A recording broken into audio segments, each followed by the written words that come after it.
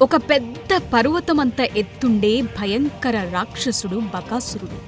మనుషులను, జంతువులను, క్రూరమృగాలను సైతం నల్లులను నలిపినట్టు నలిపి తినే రాక్షసుడు బకాసురుడు. అంతటి భయంకర రాక్షసుడు భీముడి చేతిలో ఎలా మరణించాడో ఇప్పుడు చూద్దాం.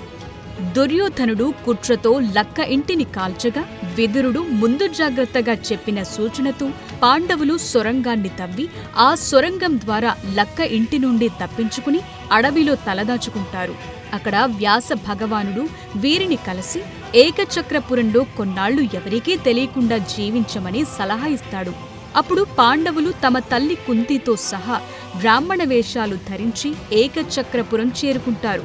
ఇప్పటి పశ్చిమ బెంగాల్ రాష్ట్రంలోని బుర్ద్వాన్ జిల్లాలోని దుర్గాపూర్ సమీపంలోని పాండవేశ్వర్ పట్టణమే ఒకప్పటి ఏకచక్రపురమని చెప్తారు. ఈ గ్రామంలో పాండవులు ఒక బ్రాహ్మణుడి ఇంటిలో నివసిస్తూ ఆ గ్రామ వీధుల్లో బిచ్చమెత్తుకోసాగారు.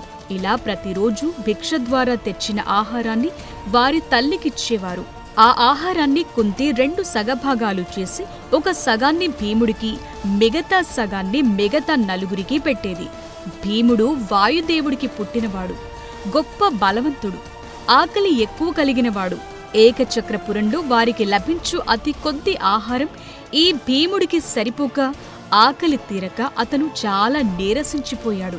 ఇది తల్లి కుంతికి, భీముడి మిగతా అన్నదమ్ములకు చాలా ఆందోళన కలిగిస్తుండేది. ఒకరోజు నలుగురు పాండవులు భిక్షకు వెళ్లగా భీముడు మాత్రం ఇంట్లో తన తల్లి కుంతి వద్దే ఉన్నాడు. తాము నివసించే బ్రాహ్మణుడి ఇంటిలో నుండి పెద్దగా ఏడుస్తున్నట్లు కుంతికి వినిపించింది. ఆ కుటుంబానికేదో ఆపద సంభవించిందేమో అని తెలుసుకోవటానికి ఆమె ఆ ఇంట్లోకి వెళ్లగా అక్కడ ఆ ఇంటి బ్రాహ్మణుడు, అతడి భార్య ఏడుస్తున్నారు. చివరకు బ్రాహ్మణుడు తన భార్యను చూసి, ఓసి నిర్భాగ్యురాలా, తెలివి తక్కువదానా, ఈ ఊరు విడిచిపెట్టిపోదాం, ఎక్కడైనా బ్రతుకుదామని నేనెన్నిసార్లు చెప్పినా నీవు ఇష్టపడలేదు. నేను ఇక్కడే పుట్టి పెరిగాను, నా తల్లిదండ్రులు, బంధువులు ఇక్కడే జీవించి చనిపోయారంటూ ఈ ఊరు విడిచిపోవటానికి ఇష్టపడకపోతివి. నిన్ను పెళ్లి చేసుకున్నప్పటి నుండి నా జీవితంలో సగభాగమై నిలిచావు. పిల్లలను కని వారిని ప్రేమగా పెంచావు. ఇప్పుడు పిల్లలను కూడా నేను చంపుకోలేను.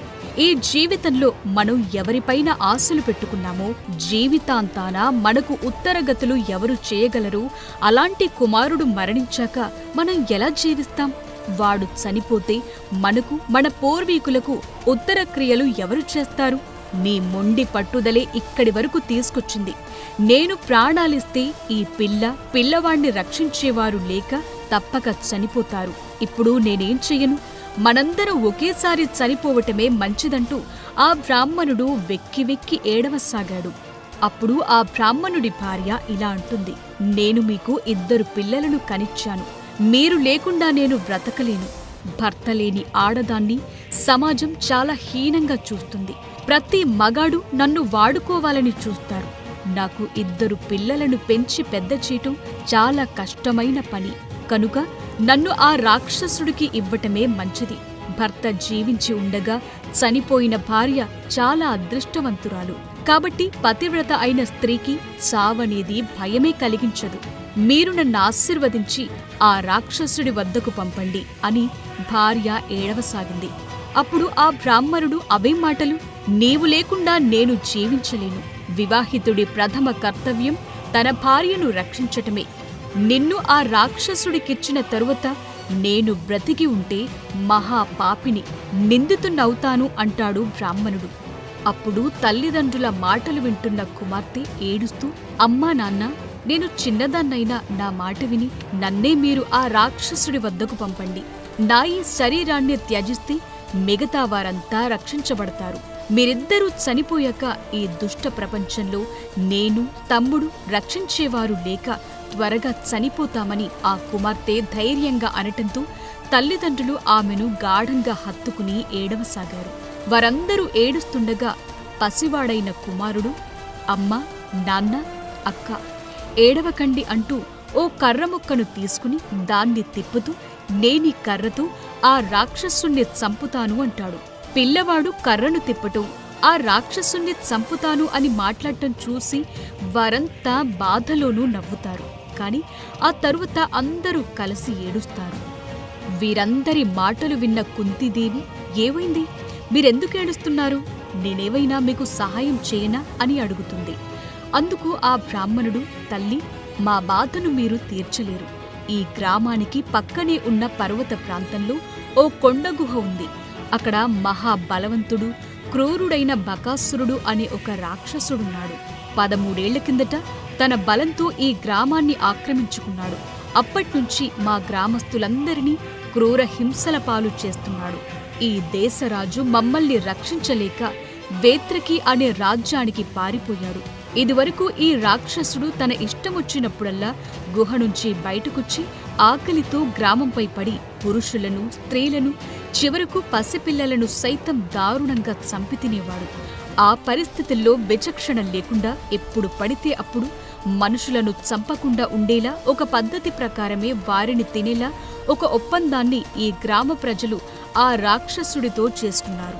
ఆ ఒప్పందం ప్రకారం వారానికోసారి ఆ రాక్షసుడికి సరిపోయే మాంసం, అన్నం, పెరుగు, మద్యపానీయాలు మొత్తం 2 ఎడ్ల బండికి సరిపడా పదార్థాలను తీసుకొచ్చి నీకు అందచేస్తాం. బండిని తోలేందుకు కూడా ఒక మనిషిని పంపుతాం. అన్నం, పదార్థాలతో పాటు 2 ఎద్దులను, అలాగే తెచ్చిన ఆ మనిషిని తిని ఆ ఆకలి తీర్చుకో అని మా గ్రామ ప్రజలు మొరపెట్టుకోగా దానికి బకాసురుడు అంగీకరించాడు. ఆ రోజు నుంచి ఆ రాక్షసుడు మా గ్రామాన్ని క్రూర మృగాలు, ఇతర దొంగల బారి నుండి రక్షిస్తున్నాడు. ఈ ఒప్పందం చాలా సంవత్సరాల నుంచి అమలు జరుగుతుంది. ఎంతో మంది మా గ్రామస్తులు ఆ రాక్షసుడి వద్దకు ఆహారం తీసుకువెళ్లి చనిపోయారు. వారందరి చావులు చూసిన మేము ఆ బాధను తట్టుకోలేకపోతున్నాం. ఈ రాజ్యంలో ఆ రాక్షసుడి బారి నుంచి ప్రజలను రక్షించగలిగే వీరుడెవ్వడూ మాకు కనిపించలేదు.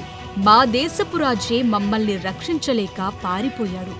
చాలా కాలం నుంచి ఇతరులు పడే బాధలను కళ్ళారా చూసి బాధపడుతున్న మాకు ఈరోజు ఆ రాక్షసుడికి ఆహారం తీసుకెళ్లే వంతు మాకొచ్చింది. మాలో ఎవరైనా ఆ రాక్షసుడికి ఆహారమైపోతే మిగతా వాళ్లం బ్రతకలేం. కనుక నా కుటుంబం మొత్తం దుర్మార్గుడైన ఆ నరమాంస భక్షకుడి వద్దకు వెళ్లి వాడికి ఆహారమైపోతాం. అంతకు మించి మేం ఏం చేయగలం అని కుంతీదేవితో అంటాడు ఆ బ్రాహ్మణుడు. అంతా విన్న కుంతి, మీరు బాధపడకండి, నాకు 5గురు కుమారులున్నారు. వారిలో ఒకడు బకాసురుడికి అన్నం తీసుకువెళతాడు అని చెప్పగా అందుకు బ్రాహ్మణుడు ఆశ్చర్యచకితుడై, మాకోసం మీరు మీ కొడుకుని చంపుతారా? వద్దు, అందుకు నేనొప్పుకోను అని అంటాడు. అప్పుడు కుంతి, ఓ బ్రాహ్మణోత్తమా, భయపడొద్దు. నా కుమారుడు మంత్రసిద్ధిని పొందినవాడు, మంచి ప్రజ్ఞావంతుడు, గొప్ప వీరుడు. వాడు నిశ్చయంగా ఆ రాక్షసుని చంపుతాడు. ఇలాంటి రాక్షసులను ఎంతో మందిని వాడు చంపటం నేను చూశాను. నేను చెప్పిన ఈ విషయాన్ని మీరు రహస్యంగా ఉంచండి చాలు. ఇది బయటకు తెలిస్తే నా కుమారుడి ప్రభావం నశిస్తుంది అని వారికి చెప్పి ఒప్పిస్తుంది కుంతి. ఆ తరువాత అక్కడి నుండి తన ఇంటికి వచ్చి భీముడికి జరిగిందంతా వివరిస్తుంది కుంతి. అందుకు భీమసేనుడు చాలా సంతోషంగా, ఉత్సాహంగా ఎప్పుడెప్పుడు ఆ రాక్షసుడి వద్దకు వెళదామా అని ఆత్రంగా ఎదురు చూడసాగాడు. ఆ తరువాత మిగతా పాండవ సోదరులు భిక్షతో ఇంటికి తిరిగి వచ్చి భీముడు చాలా సంతోషంగా ఉండటం చూసి వెంటనే విషయమేంటని కుంతిని అడిగారు. ఆమె బకాసురుడి గురించి మొత్తం చెప్పగా అప్పుడు ధర్మరాజు, అదేంటమ్మా, అనాలోచితంగా ఎందుకు మాటిచ్చావు? భీముడి బలాన్ని నమ్మి మనందరూ ఏ చీకు, చింత, భయం లేకుండా నిద్రపోతున్నాం. వంచకులైన మన శత్రువులు హస్తగతం చేసుకున్న రాజ్యాన్ని భీముడి పరాక్రమంతో మనం తిరిగి పొందాల్సి ఉంది. భీముడి బల పరాక్రమం వల్లనే కదా మనందరం లక్క ఇంటి నుంచి సురక్షితంగా రాగలిగాం. ప్రస్తుతం మనలను రక్షిస్తున్నవాడు, మున్ముందు మనకు మరింత మేలు చేయగలిగిన భీముడి ప్రాణాలను నీవిప్పుడు ప్రమాదకర పరిస్థితుల్లోకి నెడుతున్నావు అని తల్లిని మందలిస్తాడు. అందుకు కుంతీదేవి, కుమారులారా, ఎన్నో సంవత్సరాల నుంచి ఈ బ్రాహ్మణుడి ఇంటిలో మనం ఆనందంగా ఉంటున్నాం. ఒకరి సుగుణం ఇతరులతో పొందిన మేలుకు ప్రత్యుపకారం చేయటం వల్లనే బయటపడుతుంది. భీముడి శౌర్య పరాక్రమాల గురించి మనందరికీ తెలుసు. మనల్ని వారణావతం నుంచి ఇక్కడకు తెచ్చిందెవరో, హిడంబాసురుణ్ణి చంపింది ఎవరో గుర్తుపెట్టుకోండి. ఈ బ్రాహ్మణ కుటుంబానికి సాయం చేయటం మన విద్యుక్త ధర్మం అని చెప్పి తన కుమారులందరినీ ఒప్పిస్తుంది. ఆ తరువాత గ్రామ ప్రజలంతా మాంసం, తినే పదార్థాలు, పెరుగు, మద్యం మొదలైన అన్నింటినీ 2 ఎద్దుల బండిపై వేసుకుని బ్రాహ్మణుడి ఇంటికి తీసుకొస్తారు. ఆ బండి తోలుకు వెళ్లాల్సిన వంతు బ్రాహ్మణుడిదే కనుక వాటన్నింటినీ తీసుకువెళ్లి బకాసురుడికి అప్పగించమని చెప్పి వారందరూ తిరిగి తమ ఇళ్లకు వెళ్లిపోతారు. ఆ తరువాత భీముడు ఆ బండిని తీసుకుని రాక్షసుడి గుహకు బయలుదేరుతాడు.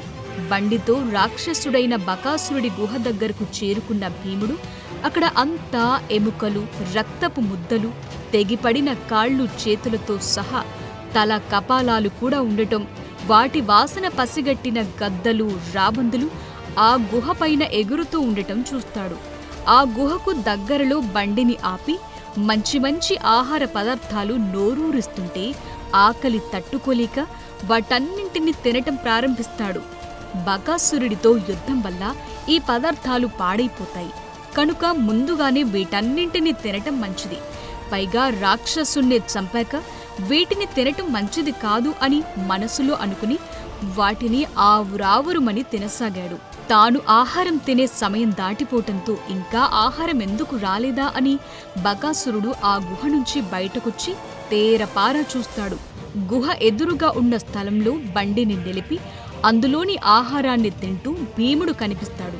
అప్పుడు బకాసురుడికి కోపం తారాస్థాయికి చేరుకుంటుంది. అదే సమయంలో భీముడు కూడా ఆ రాక్షసుణ్ణి చూసి చేతనైతే తనతో యుద్ధం చెయ్యమని గట్టిగా అరుస్తాడు.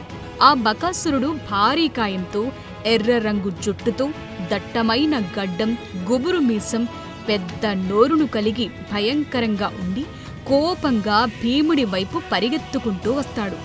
అయినా భీముడు నిర్లక్ష్యంగా నవ్వుకుంటూ రాక్షసుడి వైపు తన వీపు చూపుతూ నెమ్మదిగా ఆహారం తినసాగాడు.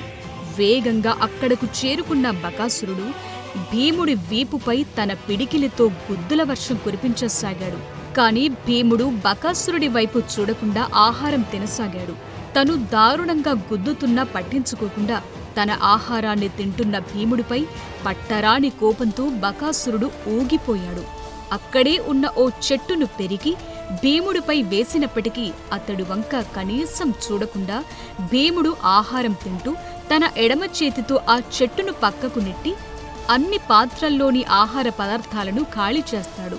తరువాత లేచి నిలబడి తన ఒళ్ళు విరుచుకుని బకాసురుడికి ఎదురు నిలిచి పోరాడతాడు. వీరిద్దరి మధ్య యుద్ధం భయంకరంగా జరగసాగింది. ఇద్దరూ ఒకరిపై ఒకరు పిడిగుద్దులు గుద్దుకున్నారు. అక్కడ ఉన్న బండరాళ్లను ఒకరిపై ఒకరు విసురుకున్నారు. చెట్లను విరిచేసి ఒకరినొకరు కొట్టుకున్నారు. ఇద్దరూ మహాబలవంతులు, సమఉజ్జీలు 2 పర్వతాల వలె భీకరంగా పోరాడసాగారు. ఇలా కొన్ని గంటల పాటు వారిద్దరి పోరాటం కొనసాగింది. భీముడు బకాసురుడితో చెలగాటమాడసాగాడు. ఆ రాక్షసుణ్ణి నేలమీద పడేసి తన కాళ్లతో దారుణంగా తన్ని మళ్లీ లేపి తన చేతులతో పిడిగుద్దులు గుద్దసాగాడు. భీముడి దెబ్బలకు తట్టుకోలేక బకాసురుడి ముఖమంతా పగిలి రక్తం కారుతూ క్రింద పడిపోతాడు. అయినా వాడిని వదలకుండా భీముడు బకాసురుడిపైన కూర్చుని వాడి శరీరంలోని ఒక్కో ఎముకను దారుణంగా విరిచేస్తాడు. దాంతో బకాసురుడు భయంకరంగా ఆర్తనాదం చేస్తూ రక్తం కక్కుకుని దారుణంగా చనిపోతాడు. ఆ తరువాత భీముడు బకాసురుడి కళేబరాన్ని ఏకచక్రపురం పొలిమేరల వరకు లాక్కుచ్చి అక్కడ పడేసి తన ఇంటికి తిరిగొచ్చి శుచిగా స్నానం చేసి బకాసురుణ్ణి చంపేసిన విషయం తన తల్లి కుంతీదేవికి పూసగుచ్చినట్టు చెప్తాడు. అందుకు సంతోషించిన కుంతీదేవి ఈ విషయాన్ని బ్రాహ్మణుడికి చెప్పి ఇక మీదట మీకు గాని మీ గ్రామస్తులకు గాని ఆ బకాసురుడి పీడ లేకుండా విరగడైందని చెప్తుంది. అందుకు సంతోషించిన బ్రాహ్మణుడు తన ఊరి గ్రామస్తులందరినీ వెంటబెట్టుకుని తీసుకువెళ్లి గ్రామ పొలిమేరలో ఉన్న బకాసురుడి భారీ కళేబరాన్ని చూపించి మన మొరవిన్న దేవతలు వచ్చి వాడిని చంపారని చెప్పగా ఆ రాక్షసుడు దారుణంగా చచ్చాడని చూసిన గ్రామ ప్రజలంతా సంతోషంతో సంబరాలు చేసుకుంటారు. బకాసురుడికి కిర్మీరా అనే సోదరుడు కూడా ఉన్నాడు. ఆ రాక్షసుడు కూడా తరువాతి కాలంలో భీముడి చేతిలోనే చనిపోతాడు. వీడి గురించి ఇంకో వీడియోలో తెలుసుకుందాం. అయితే బకాసురుడి మరణానికి సంబంధించిన మరొక కథనం కూడా ప్రచారంలో ఉంది. భీముడు, బకాసురుడు, కీచకుడు, జరాసంధుడు, దుర్యోధనుడు ఈ 5గురు ఒకే నక్షత్రంలో జన్మించారు.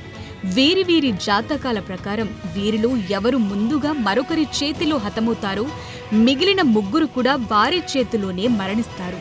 ఈ క్రమంగా ఏకచక్రపురంలో బకాసురుడు ముందుగా భీముని చేతిలో చనిపోతాడు. దీంతో మిగిలిన 3 కూడా భీముని చేతిలోనే మరణించవలసిన ఆవశ్యకత ఏర్పడింది. ఆ తరువాతి కాలంలో జరాసంధుడు, కీచకుడు, దుర్యోధనుడు కూడా భీముడి చేతిలోనే చనిపోతారు. ఇదంతా వారి విధి. విధిరాతను మార్చడం ఆ విధాత వల్ల కూడా కాదు. For more videos like this, subscribe Big TV channel.